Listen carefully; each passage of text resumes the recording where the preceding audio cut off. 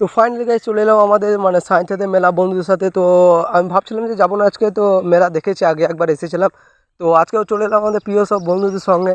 তো খুব মজা হচ্ছে মেলাতে এবং খুব এনজয় করব। তো চলো না একটু ঘুরে ফিরে দেখা যাক যে সিনটা আমাদের কি হয়। আর এই মেলাতে আমি আসতে চাইছিলাম না, আমাদের বন্ধুদের কারণে এলাম, কারণ আমি বলছিলাম কি যাবো না, আগে একবার ঘুরে এসেছি আর যেতে ভালো লাগছে না। তো বন্ধুরা সব রিকোয়েস্ট করলো যে চো না গেলে হবে না, মানে এনজয় হবে না।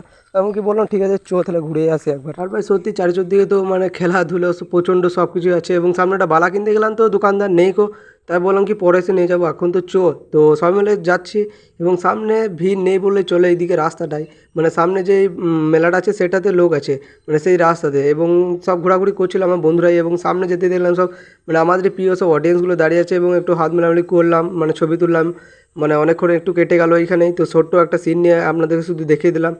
তো চলো ঠিক আছে, কোনো ব্যাপার নেই, মেলা ভিতরটা মানে ঢুকে দেখি যে কেমন হয়, এখনও ঘুরিনি গো, এই মানে সর্বপ্রথম ঢুকলাম এক্ষুনি। এবং খেলা দেখে তো মনে হচ্ছে আমি এগুলো সব একাই নিয়ে এলি, কিন্তু নিতে পারবো না।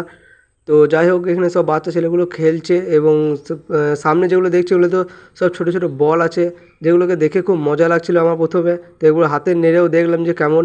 তো বাচ্চা ছেলেগুলো সব এখানে খেলছে, তো চলো ঠিক আছে, আমরাও একসময় এখানেই খেলেছিলাম, এখন হয়তো ভুলে যাচ্ছি একটু একটু করে। তো এইটা মানে খুবই এনজয় একটা, মানে তুলোর মতো, যেটা ভিতরে পাম্প ভরা আছে, এখানে খুব মানে হাই অবধি ঝাঁপানো যায়। আর এখানে সামনে একটা ফুচকা স্টল আছে, ফুচকাটা পরে খাবো, একটু এখন ঘুরে আসি। আর মানে বন্ধুরা সব ঘুরে ঘুরে বেড়াচ্ছে, এখন তো ফেলে দিয়ে আমাকে পালিয়ে গেছে ব্লগ করতে করতে। আর এই যে দোকানে যে সাজানো আছে মনে হচ্ছে একাই খেলেও সব। আর সামনে যেই ওই নাগরদোলাটা আছে, ওই নাগরদোলাতে আমি তো চাপতেই পারি না, কারণ মাথা ঘুরে মনে হচ্ছে এক্ষুনি পড়ে যাবো, বুকটা ধব ধব করে। আর বিশ্বাস করো একদিন মানে বড় নাগরদোলাতে চাপতে পারিনি, কারণ আমি চাপতে পারি না বড় নাগরদোলাতে। এবং সামনে সব বাচ্চারা চার চাকা গাড়িতে খেলছে, এবং কত উঁচু দেখেই তো ভয় লাগছে আমাকে, মনে হচ্ছে চাপতে পারবো না, পড়ে যাবো, বুকটা ধব ধব করছে আমার এখনই।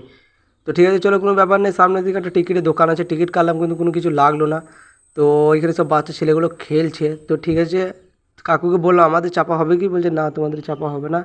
তো বেরিয়ে পড়লাম, আর বাচ্চা ছেলেগুলো সব এখানে জলে খেলা করছে, যারা খুব মজা করছে, এবং দেখেও আমাকে খুব ভালো লাগলো, মানে ছোটোবেলাকে সব মনে পড়ছে স্মৃতিগুলো।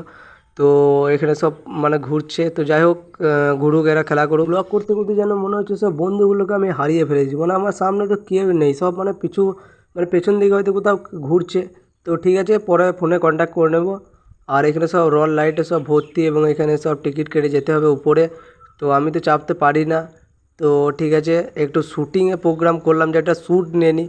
তো মাথায় এলো, তো একটা শ্যুট নিয়ে নিচ্ছে আমরা। আর ভাই প্রথমে তো সব বন্ধুরা বলছিল যে লজ্জা লাগছে এখানে করবো না। তো আমি কি বললাম লজ্জা করলে হবে না, এখানেই করতে হবে, কারণ এখানে একটা ভালো প্লেস আছে যা ভিডিওকে আরও উৎসাহ করে তুলবে। তো তারা বললো কি ঠিক আছে তুই একটা কর, তারপর আমি করছি। আমি বললাম কি ঠিক আছে একটা করে দেখাচ্ছি, তোরা লজ্জা করবি না। তো ফাইনালি আমি একটা শ্যুট নিয়ে নিলাম অলরেডি।